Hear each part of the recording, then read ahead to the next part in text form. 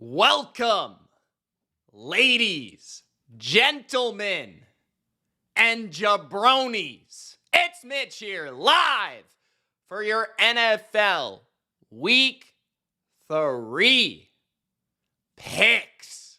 Straight up and versus the spread. This is the live stream where I analyze every NFL matchup every week. I give you my honest opinion, my pick, and my prediction for how it's all going to go down this week in the NFL. So if that sounds good, Gronk, spike the like button.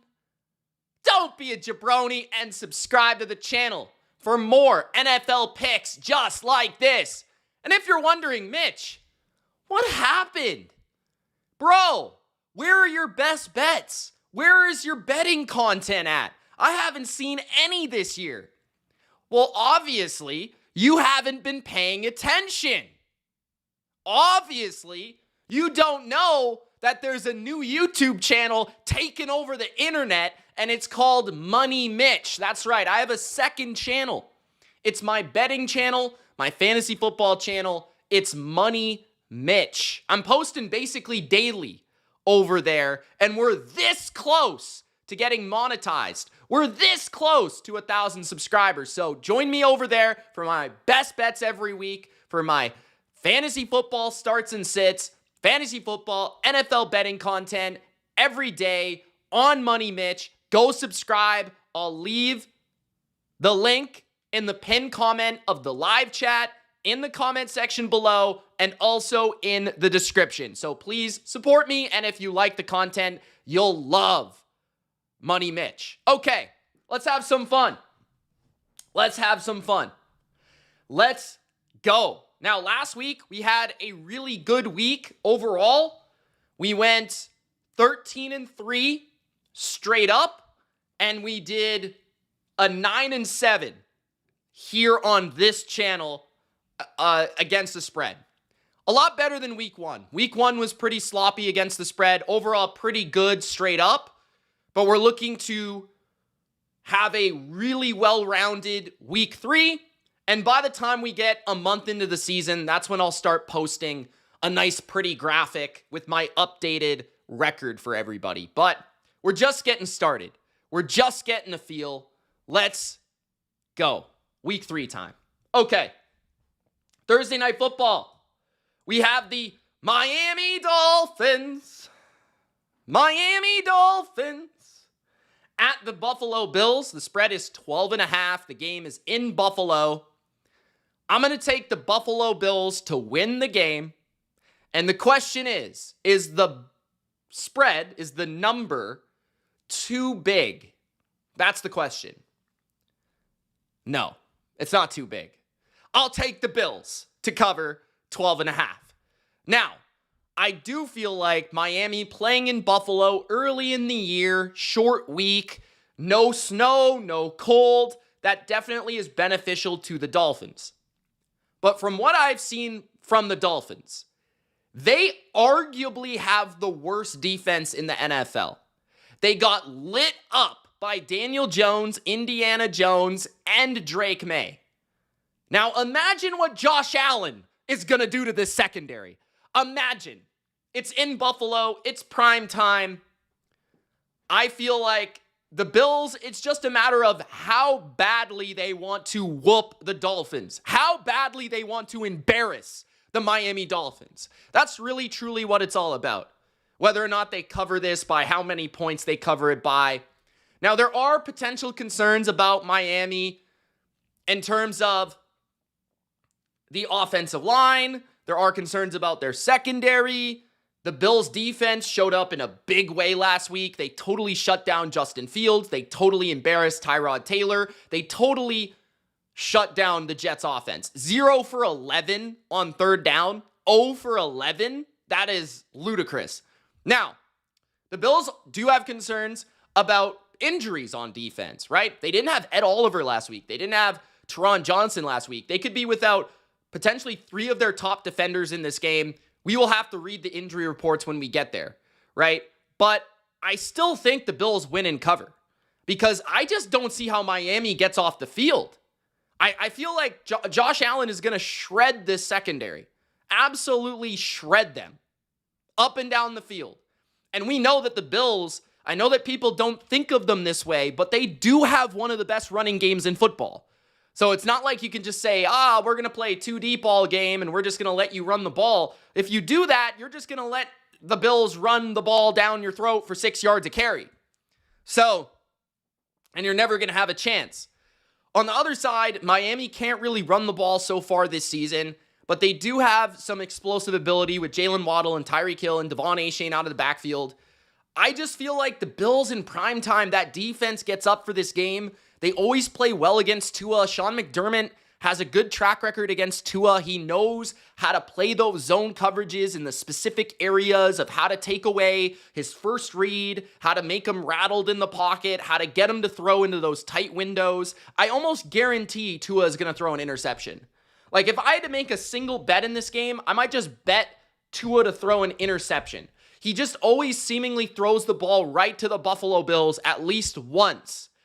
So, Thursday Night Football, Josh Allen and the Bills continue their crusade to the Super Bowl. They crush the Miami Dolphins, and the Dolphins drop to 0-3. Bills win, Bills cover, just like that. Welcome to the chat, Jacob, Big Al, Claire, Deshaun, Singh, Julius,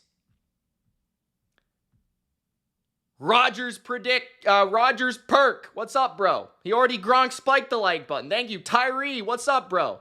Thank you guys for joining the chat. Everyone who hasn't yet said hey in the chat, yo in the chat.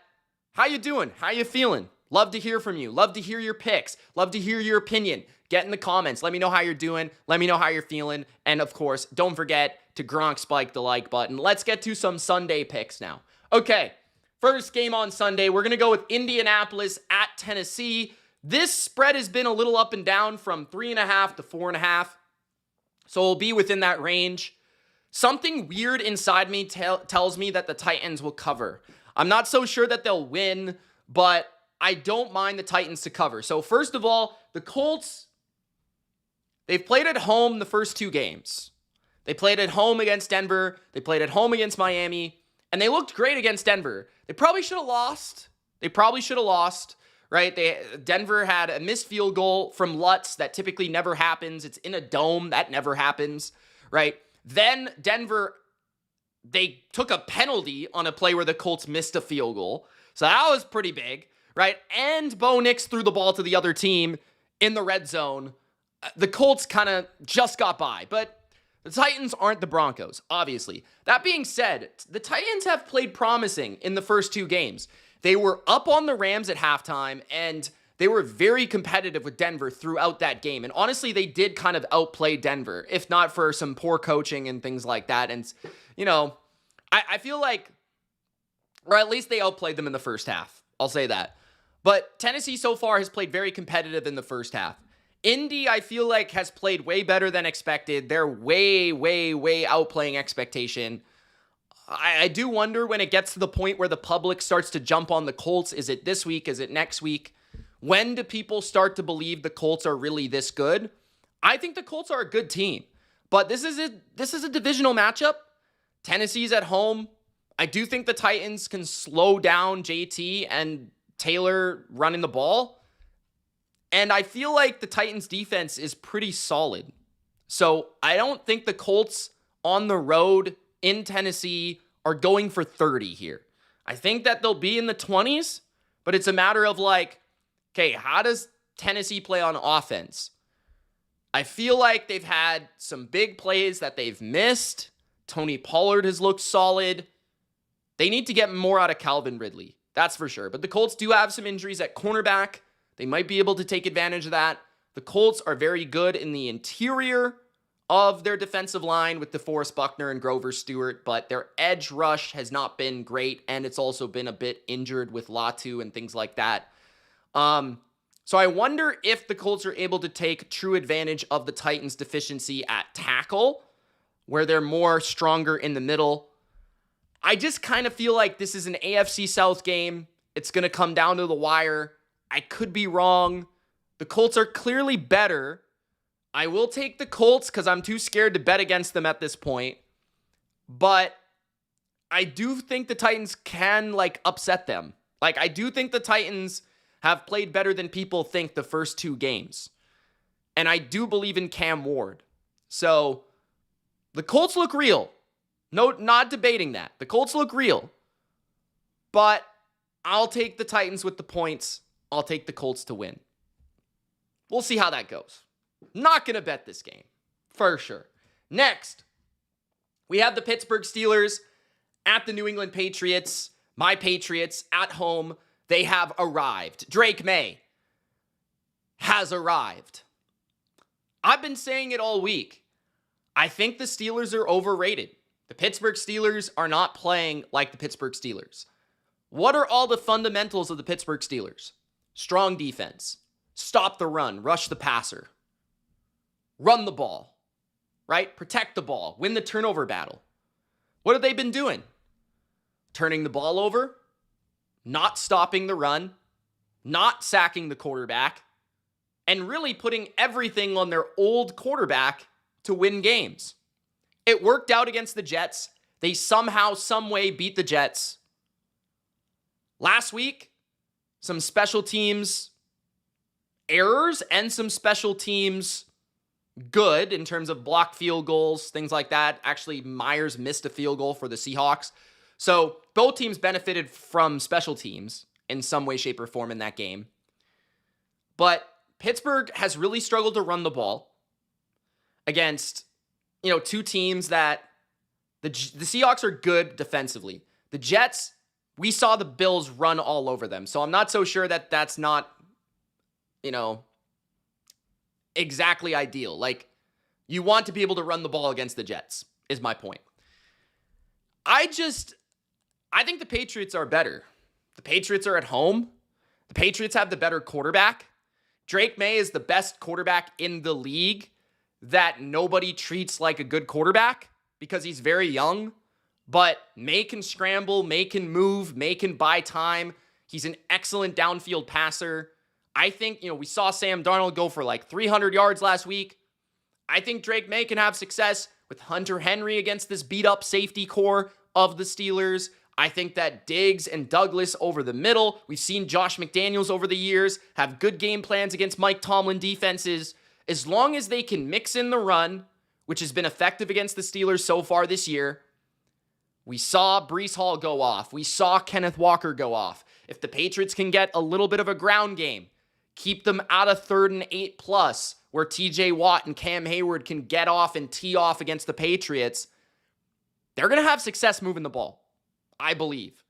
On the other side, the Patriots have had a strong run defense against Ashton Genty, strong run defense against Devon Achane, and they lead the NFL in sacks.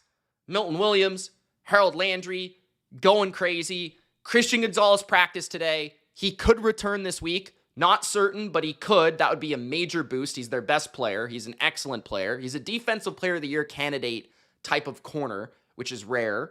So that would be major. But really, if you want to play a team without your best corner, it's probably the Steelers. They only really have DK Metcalf that threatens the defense. And the Patriots still have Carlton Davis. So I'll take the Patriots to win. They're at home. They beat the Steelers all the time. Aaron Rodgers is old, and Aaron Rodgers can't carry a team at this point. And if the Steelers continue to play the way they play, not stopping the run, not running the ball, they're not going to win. So if the Steelers want to win this game, they're going to have to reverse what they've been doing so far. They're going to have to be better against the run. They're going to have to be able to run the ball. I don't think they're doing that against a Mike Vrabel team. I'll take my Patriots to win this game. I feel good about this game.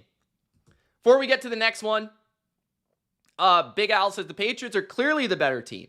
I think Vegas is looking for an upset. Leanne says, I think the score will be 31-18 because I believe the Pats are better than the Steelers offensively. Did I hear that Brock Purdy practiced? Yes, I did. I will talk about that when we come to the Niners. Big Al says, I hope Christian Gonzalez comes back Sunday. I hope so too.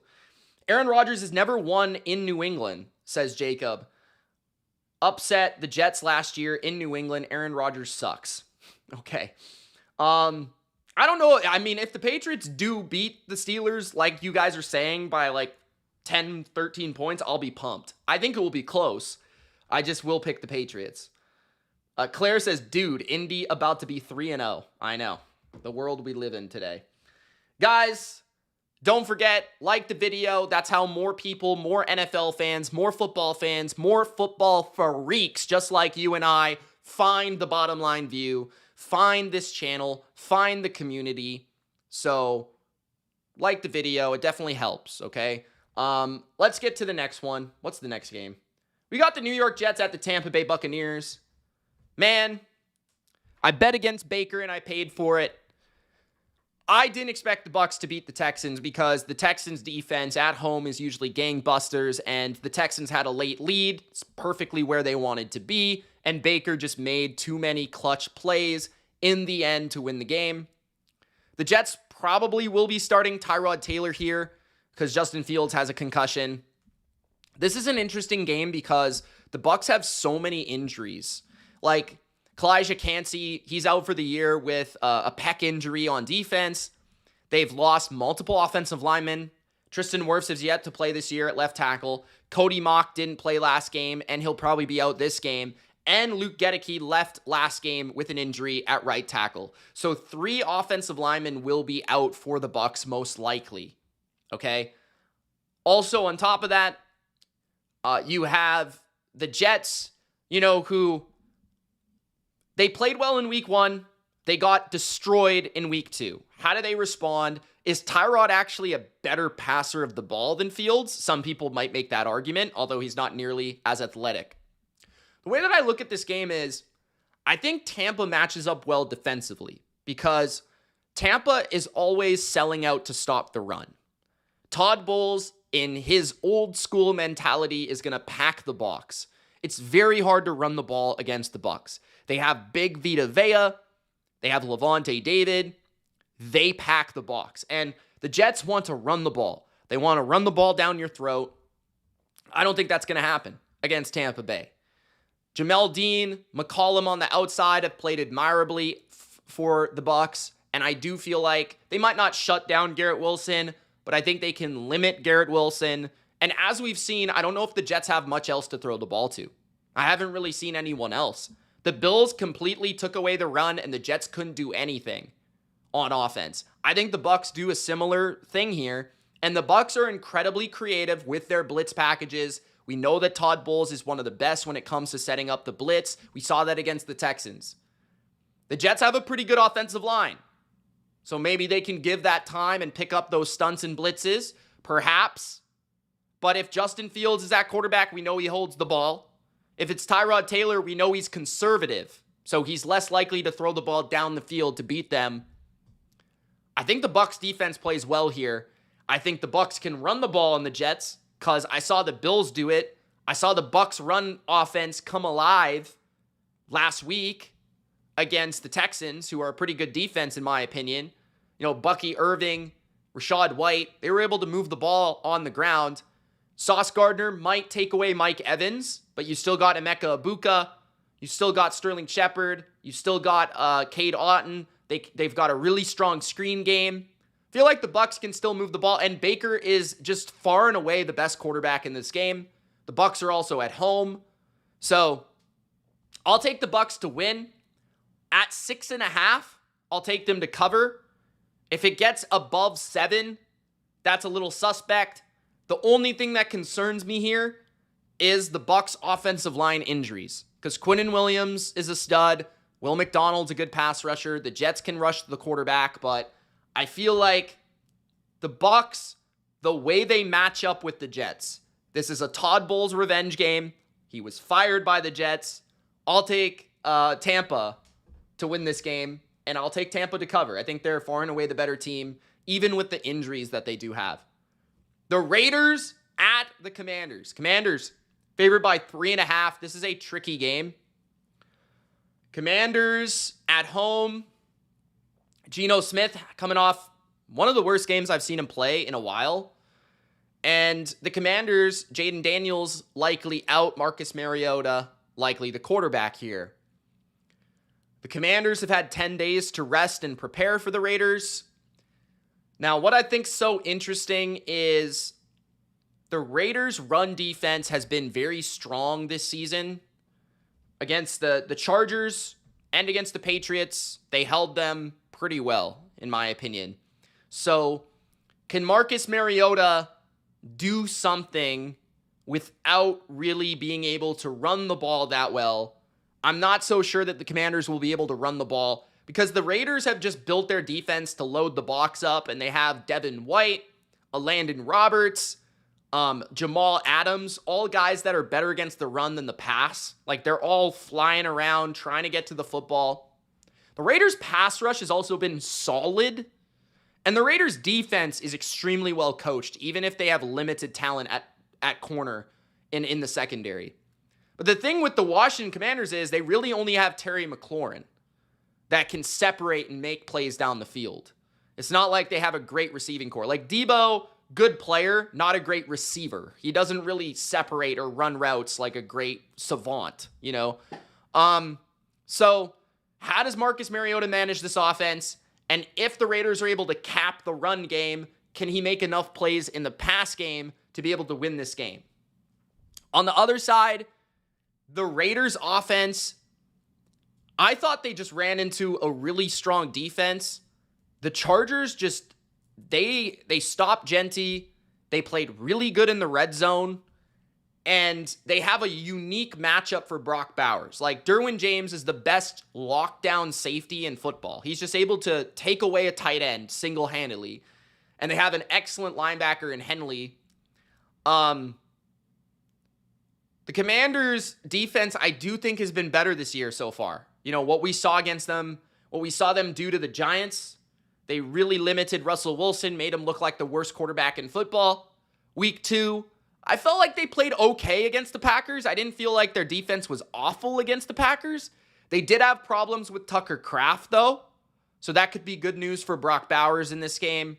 And I do feel like they generally have issues defending the middle of the field because Bobby Wagner is not a good mover at linebacker. Frankie Louvu's a downhill linebacker. Their safeties aren't great. Their nickel corner isn't fantastic. So I do think with the Raiders, with their personnel, the way that they attack the passing game, they look to attack the middle of the field with Brock Bowers, Jacoby Myers. I think Geno can have a bounce-back game. I don't know who's going to win this game. I'm really uncertain. Like, I would probably not bet this game, but given that I'm so uncertain, I am going to take the 3.5. The Raiders have the better quarterback. The Raiders, I've been impressed by their defense, and I just really do think that the Chargers are that damn good. So, I'm not saying, like, this is not a confident pick, but I'm going to take the Raiders to win the game. I think it will be close. I like Leanne's score here, 23-20. I think that's a good score. I think it will be a very close game. I'm not sure how it's going to go. That being said, I've been impressed with Marcus Mariota when he's taken over for Jaden Daniels. So there's just a lot of uncertainty here. I could see the Commanders winning, but I'm going to go with the Raiders with the bounce-back win. Rams at the Eagles. Game of the week, in my opinion. Stafford, Hurts, Eagles, Rams divisional rematch from last year. Rams nearly beat the Eagles. And all offseason, people were talking about, oh, the team that played the Eagles the best was the Rams. And that's probably true. The Rams were very close. Puka Nacua just out of bounds, right? Numerous crazy plays from Saquon running away from the defense to, you know, the fumbles and the numerous sacks, it felt like, for both teams. The Eagles have not played impressively so far this year. They struggled to beat Dallas, and in fact, they probably should have lost to Dallas if CeeDee Lamb catches the ball once or twice and doesn't have 3 drops, and Miles Sanders doesn't fumble the ball in the red zone. The Eagles probably lose. Also, on the other side, the Rams have been kind of a sleeper right now. Kind of a sleeper because they played Tennessee in Tennessee. Nobody watched that game. Then, week 1, they played the Texans in a really boring game, but they managed to win. Stafford has been spectacular so far this year, though. I actually see this game as a higher scoring game. And the reason for that is I think that the Eagles can run the ball on the Rams. I think they'll be able to run the ball with Saquon. I think they'll be able to run the ball with Hurts. I think that their offensive line is one of the few that can block the Rams. And I think that will give them time to throw the ball to A.J. Brown and Devontae Smith. I will say, too, the Rams don't give up a lot of big plays. They play a lot of soft zone. I think everything is underneath for the Eagles, but I think they can matriculate the ball down the field. On the other side, I do think Stafford can dissect the Eagles' secondary. I think that he did that last year against a much better Eagles defense in much more difficult weather, and I think he can do that again. I don't think the Eagles have an overwhelming pass rush. Puka Nacua and Devontae Adams are a problem. Sean McVay seems to have the upper hand on Vic Fangio in recent outings. The Rams don't run the ball particularly well. But this is an interesting game because I just feel like the Eagles have been so sloppy. At what point does it catch up to them? I'm not going to lie. I almost hope the Rams win because I want to see the Eagles change. I want to see the Eagles shift. They played a super undermanned Chiefs team last week, and they barely survived. I think the best play here is taking the Rams with the points. I'm not so sure that they win the game, but for the sake of it, I will say that the Rams upset the Eagles. I'll say 27-24, Stafford on a last-second drive, last-second field goal. They win the game 27-24. I think the Eagles are due for a loss, and I think this is one of the few matchups and one of the few quarterbacks that can actually make it happen. So I'll take the Rams, but like I said, I could see the Eagles running the ball, I could see the Eagles controlling the clock, and I could see the Eagles winning this game. I just kind of want the Eagles to lose. I'm not going to lie, like they need to lose at some point. I'm going to pick this one to be one of their losses. I'm going to take the Rams. Next, the Cincinnati Bengals at the Minnesota Vikings. Minnesota -2.5, maybe -3, depending on where you're looking. I'll take Cincinnati. If you bet this game, you're probably a degenerate. Cincinnati has a backup quarterback, Jake Browning. Minnesota has a backup quarterback, Carson Wentz. I like Browning over Wentz. Another area I like the Bengals is their receiving core. I just feel like the matchup between the receiving core of the Bengals and the corners of the Vikings is a clear mismatch in favor of the Bengals. The Bengals' run game is yet to get it going. Atlanta ran the ball against the Vikings. I don't know. We'll see if the Bengals are able to lean on Chase Brown a little bit more than they have. But Browning has proven to me he can win games even when there's adversity. Carson Wentz, I'm not so sure can still play at any level of the NFL. I'm not so sure he's even backup anymore, like backup quality. The Vikings, Christian Darrisaw returned to practice. I do wonder if he plays. That's obviously a huge boost and a huge game changer. We'll see if he does play or not. Justin Jefferson is yet to really have a great game. I could see Carson Wentz spamming Justin Jefferson in this game. It's Justin Jefferson versus Jamar Chase. It's the two best receivers in the NFL for my money. That's going to be fun. I just wonder, like, how much of a downgrade is Carson Wentz from J.J. McCarthy? Because J.J. wasn't looking all that great either. But the Vikings' offensive line has looked dreadful. Their receiving core outside of Jefferson has looked terrible. Their run game is spotty. Their defense has some injuries. The Bengals' defense in general is just not very good. But if Darrisaw is out and it's Trey Hendrickson against a backup left tackle, that's a pretty big advantage for the Bengals. And the Bengals' run defense isn't that bad.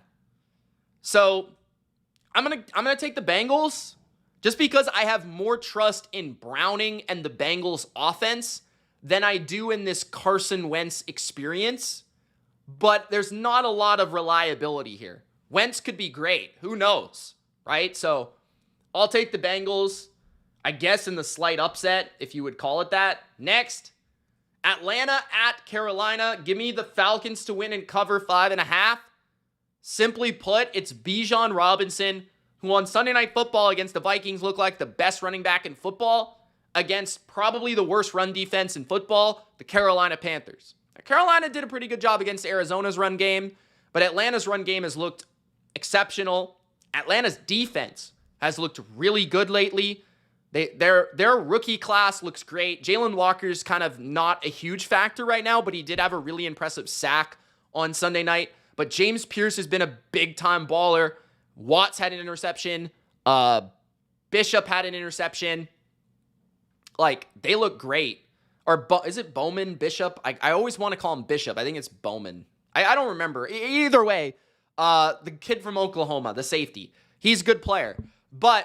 And then David Onyemata's played well. Leonard Floyd's contributing. Like, the defense has really impressed me. I think the Falcons are one of the more underrated teams right now. Like, I really like how they've looked. That being said, this is a road game in the division. That's not always easy, right? The Panthers do have multiple offensive line injuries. We saw the Falcons take advantage of that against the Vikings. Multiple offensive line injuries. Can they do it again?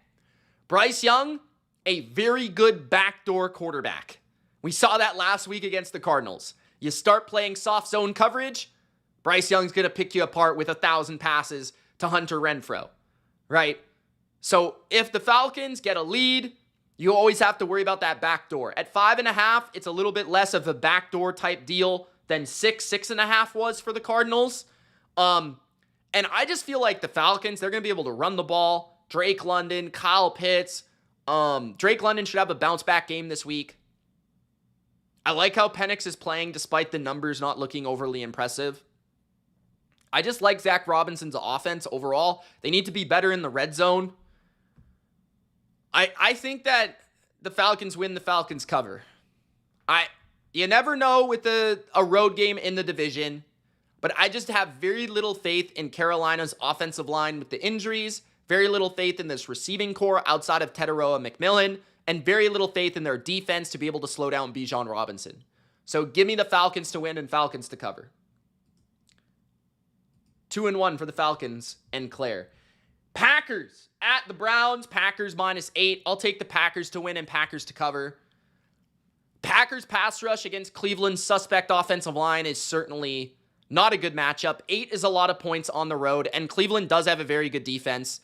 They actually played admirably against the Ravens, but the problem with betting on Cleveland is all the turnovers that Joe Flacco has. He'll just randomly throw the ball up to the defense.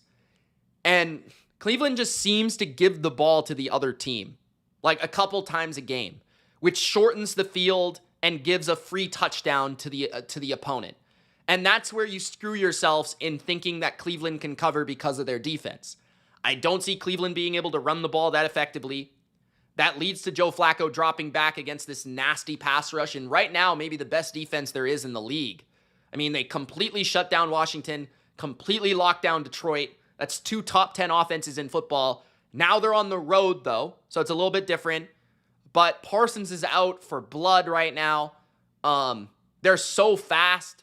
Like, I don't see any of these swing passes to the backs, the screen passes. I don't see any of that working for Cleveland. And then, the Browns have been able to get after the quarterbacks the last couple of weeks, like Joe Burrow and a little bit Lamar Jackson.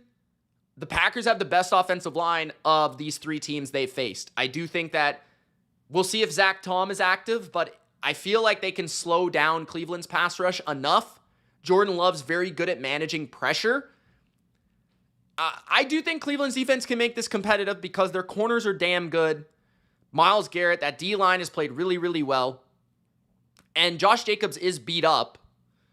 But Tucker Kraft is having a season so far. They've got guys to step up. I'd expect something more out of Golden, their first-round receiver. I think the Packers are just too good for Cleveland. So I think they win by double digits. I would say something like kind of uglier, 24-14, something like that. But still a fairly decisive victory. Next, the Texans at Jacksonville. I think a lot of people are going to pick Jacksonville. Everybody watched the Texans lose on Monday night. And I think there will be a little overreaction to that. Now, Jacksonville also did lose to the Bengals with their backup, essentially. So people might not want to bet on Jacksonville. But I have a feeling the Texans are going to win. The Texans, I just don't see them starting 0-3. Keep in mind, they've played the Bucs and they've played the Rams. 2 playoff teams from last year, 2 of the top NFC teams, 2 of the top quarterbacks in the NFC and the NFL. Trevor Lawrence is not Baker Mayfield. Trevor Lawrence is not Matthew Stafford. Keep that in mind. Jacksonville also has probably the worst offensive line out of the 3 teams. They might be better than the currently injured Bucs. The Jags, though, do have a run game. That will challenge the Texans because they didn't play too well against the run last week. Liam Cohen also, will have some ability to look at what the Bucs did and be able to study that and be able to use that against the Texans. That being said, the Texans just played a similar offense. So it kind of goes both ways. And the Texans were able to adjust in that second half outside of the last possession. Jacksonville's defense is kind of interesting. They have enough guys up front to be able to get pressure on Stroud, Trayvon Walker, Josh Hines-Allen. They have enough. Trayvon Walker's been great this year, by the way. He's looking like a Pro Bowler. But I just feel like it's also at the same time probably the worst defense overall that they've played. The Rams, the Bucs, the Jags. It's probably still the worst defense, and they did just give up a ton of yards and a ton of points to a backup quarterback. Maybe this is the game Nico Collins gets going. Christian Kirk returns. It's a revenge game for him. Can Nick Chubb, Woody Marks get the ground game going against the Jags? I'm worried about the offensive line of the Texans, especially on the road. I am. And CJ has not been playing well. But I just don't see how they're 0-3 at the end of the day. And I think this defense comes through. They get pressure on Trevor Lawrence. Stingley locks down Brian Thomas. Not impressed by Travis Hunter. I think the Texans win. Something like 24-21 in that range. I'll take the Texans. Next, the Chargers at home versus the Denver Broncos. I just read that Ladd McConkey did not practice today. So take that with a grain of salt. I feel like if the Chargers don't have Ladd McConkey, the Denver Broncos probably win. But right now, I'm at the point where I don't even know if I can pick against the Chargers. The Chargers look very good in the first 2 games. Their defense was extremely impressive in week 2. Their offense was extremely impressive in week 1. Justin Herbert's playing like a top 3 MVP candidate quarterback. There's no denying that. Their receiving core is much better than I would have thought. And they have 3 receivers that they can beat you with. Quentin Johnson downfield, Ladd McConkey, and then also Keenan Allen. Their run game, though, has been borderline pathetic. And if there is a front 7 that can take advantage of not having Rashawn Slater, it might be Denver. Because they do have Nick Bonito. They do have Zach Allen. That might get more pressure on Herbert than he's seen in the previous 2 matchups against average defensive lines of the Raiders and the Chiefs. Bo Nix had a bounce back against the Colts, but the Colts defense is not as good as the Chargers. The problem is, though, that the Chargers don't have Khalil Mack. Khalil Mack is out, and I'm not sure they can get pressure on this offensive line without Khalil Mack. Right now, Denver has the number 1 pass blocking offensive line in football. Cortland Sutton should have a bounce back game. Troy Franklin looked real good. Dobbins in a revenge spot. The Broncos lost to the Chargers twice last year. The Chargers swept them. This is a really tough game. The Chargers are on a short week with the Brazil trip on top of the short week. Now, it's also their home opener. It feels like a bad spot for the Chargers. I don't know, I want to pick the Chargers, but something inside of me is taking the Broncos. Something inside of me is saying to take the Broncos. Both of the games last year felt like they were more offensive-centric. I'm a little concerned about the Chargers' ability to get pressure on Denver here. And I do feel like Denver's defense needs a bounce back performance after they just got lit up by Indiana Jones. I don't know. Something's telling me to take the Broncos. I don't know why. So I'm going to take the Broncos. I don't like it. I think I took the Chargers in my other video. Ah, man, I hate this. I don't want to do it. I would just not bet this game, guys. Don't bet this game. Next, the Dallas Cowboys at the Chicago Bears.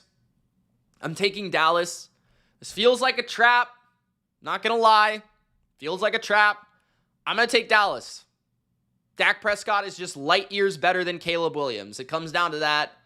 I feel like Dallas has a much better, much more consistent offense and passing game. CeeDee Lamb, no Jalen Johnson for Chicago. Gonna go crazy.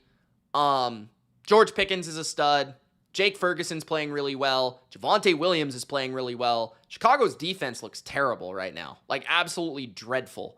They were awful against the Lions. Now, typically teams turn that around and use it as motivation. I do think Ben Johnson will have ways of scheming up some big plays for Caleb and this offense. Rome Odunze played well last week.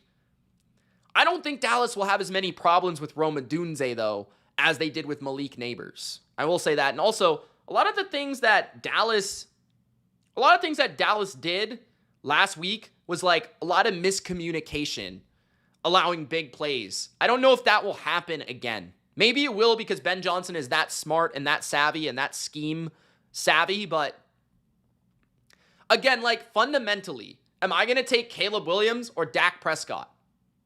Am I going to take the Bears? Like, what am I counting on with the Bears here? I can't count on their defense. Now, Chicago does play better at home. Dallas is usually worse on the road. But it's like fundamentally, the Bears have no run game. Dallas does kind of have a run game. I'm going to take Dallas. I think they're more than a point better than this Bears team. Michael says, I finally caught you live. Been watching for years. Let's go, Pats. Hey, Michael, thank you for supporting the channel, bro. Appreciate you. Thank you so much for giving me the pleasure of seeing you in the chat. Thank you for commenting, bro. Appreciate that. Okay. Before we get to the next one, don't forget to Gronk spike the like button, guys. It helps the channel. It helps this video. It helps this live stream. It helps people find the Bottom Line View, the best NFL channel on YouTube, period. Gronk spike the like button. Also, again, I have a new channel. It's called Money Mitch. All my best bets, my fantasy football content, all season long, it's on Money Mitch. Okay? Go check that out. Money Mitch is the channel.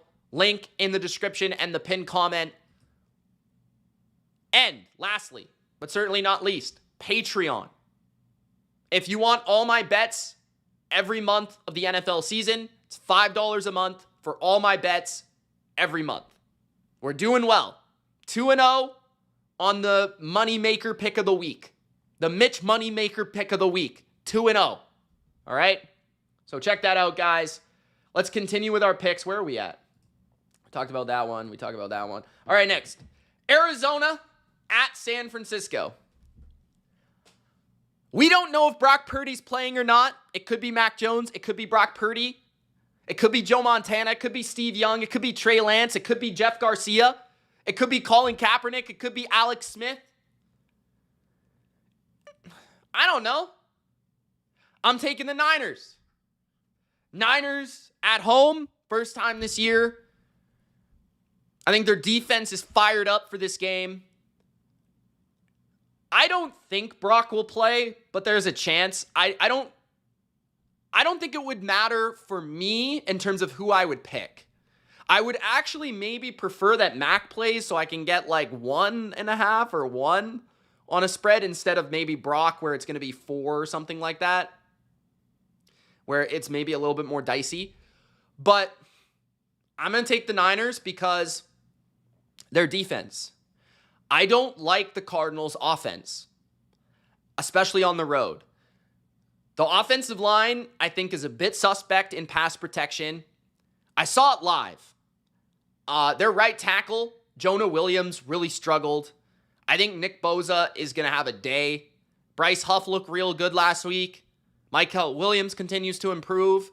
And the Cardinals, the biggest thing here is that the Cardinals have not been able to run the ball like they did last year. San Fran has improved their run defense. The Cardinals did not run the ball against the Saints and did not run the ball against the Panthers. And they're kind of inflated right now because they literally have played the two worst teams in the NFL. Literally. So, I do think that their offense struggles. Beyond Trey McBride, I don't really know how they move the ball. Like, Marvin Harrison Jr. doesn't look the part to me. I think Lenore can shut him down. I just feel like it's Trey McBride or nothing, or Kyler Murray running. And I think the Niners are very fast in their front seven. I don't see that working. So I think the Niners defense plays really well here. And then on the other side, I just trust Kyle against a secondary that's beat up.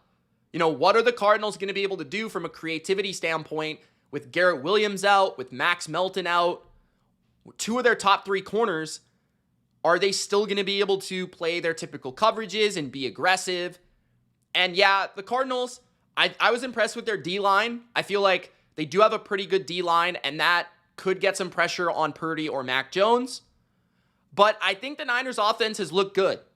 You know, regardless of quarterback, I feel like they've done a good job with their short passing game. I do think Ricky Pearsall and Jawan Jennings can make some plays against the beat-up cornerback group of the Cardinals. And really, the Niners, I feel like, have mostly won these matchups. Last year, they lost both. One was at the end of the year with Josh Dobbs at quarterback, and the other one was, I want to say, on the last drive of the game. But I like the Niners here. I think they're better, and I like their offense a lot more. And with the Cardinals' injuries to their secondary, I think the Niners take advantage. So I'm going to take San Francisco to win this game. Next, the New Orleans Saints at the Seattle Seahawks. I'll take Seattle to win. I kind of want to go with New Orleans to cover. New Orleans has yet to lose by more than a touchdown. You know, if this was the spread against San Francisco, they would have covered. If this was the spread against Arizona, they would have covered. But they have yet to play on the road. Something important to understand. They have yet to play on the road. Okay? They played at home. Spencer Rattler's been at home, not on the road, in loud Seattle. Now, Seattle also sucks at home for some reason. Last year, I think they were 2-7 at home or something like that. They were not good at home last year. I think maybe they were like 3-6. I don't know, but they weren't good at home last year. And they lost to the Niners at home, weirdly. Now, Seattle's defense worries me for New Orleans because Seattle has a very good defense. They have a very good interior defensive line, and they have a good run defense. I don't think the Saints will be able to run the ball. But the Saints do have good receivers. Like, their receivers can play. Juwan Johnson's been playing well. And the Saints have been feisty in these backdoor cover scenarios.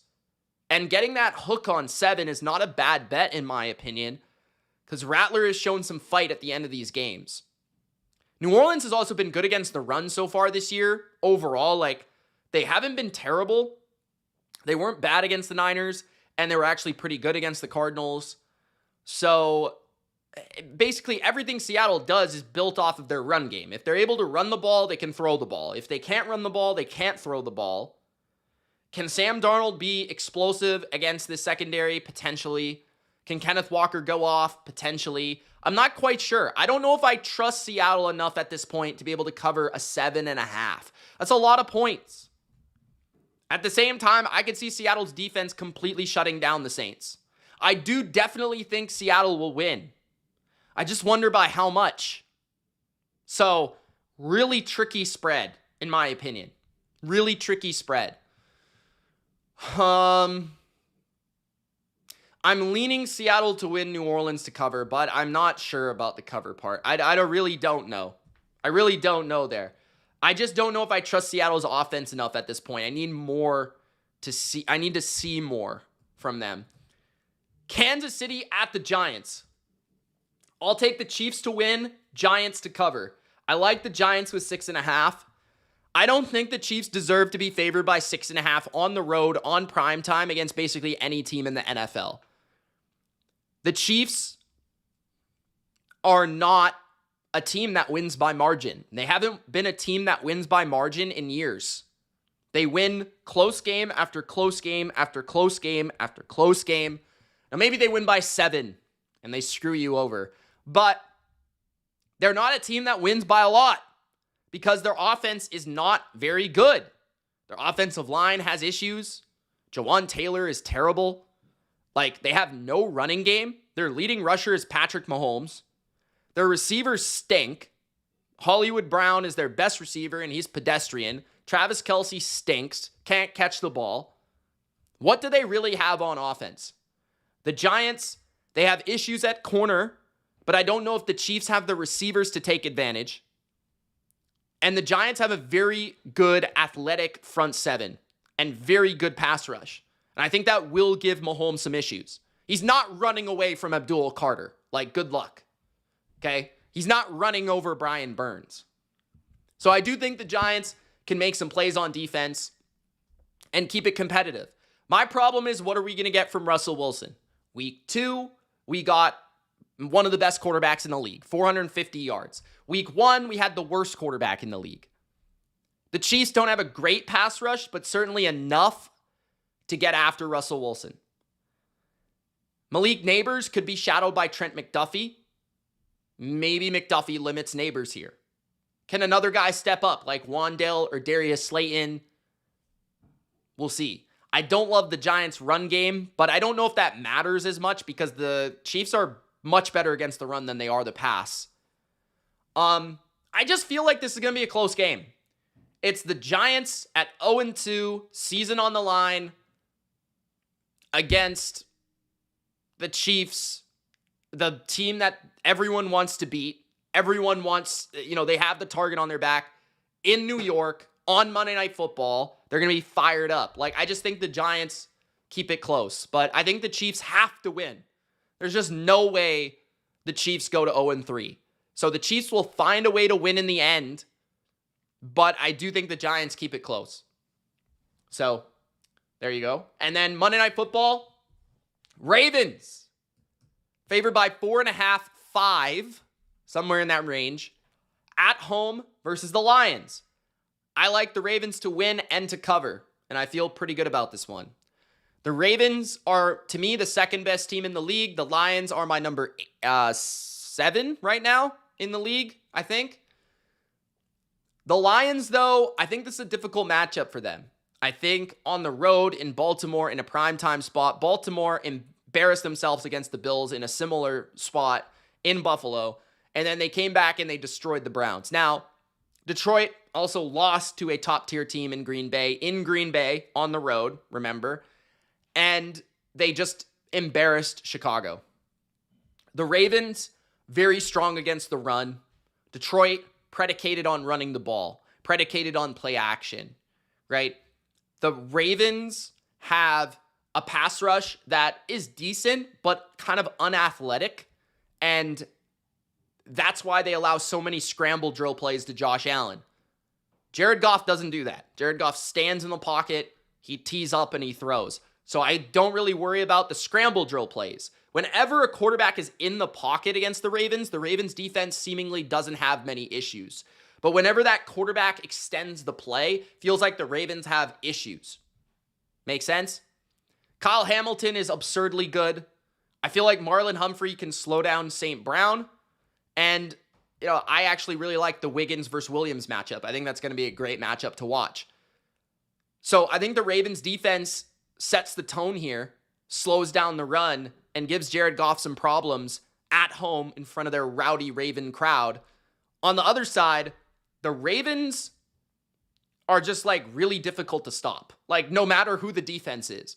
Lamar against a team that plays a lot of man coverage is a little concerning because he's just so fast that he can break a scramble for a 20-yard gain if you're not containing.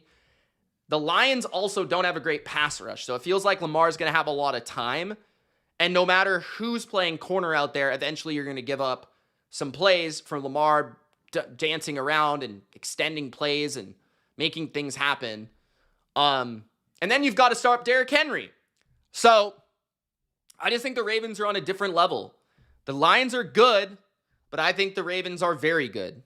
and I think the Ravens make that known in this game. I'm going to say something like 30-17, 30-20. I think the Ravens win fairly decisively. It won't be as embarrassing as the game was 2 years ago, but I still feel like the Ravens are going to prove a point here and run away with it. So I'll take the Ravens to win and the Ravens to cover. Okay. A lot of people are betting the lines, though. I have noticed the number has moved down for some reason, but I just don't see it. I don't think the Lions are quite as good as they were last year. I also just, like, the Bears might be that bad. I don't really know. All right, but those are my picks, guys, for week 3. I hope you enjoyed. Really weird week. I feel like there's a lot of really touchy lines that I'm not so certain about, but I feel pretty good about the straight ups. But yeah, tune in to Money Mitch for my best bets. I will have 5 best bets versus the spread on Money Mitch, my new channel. If you haven't subscribed, go subscribe. My goal, 1,000 to get monetized on the second channel on YouTube here.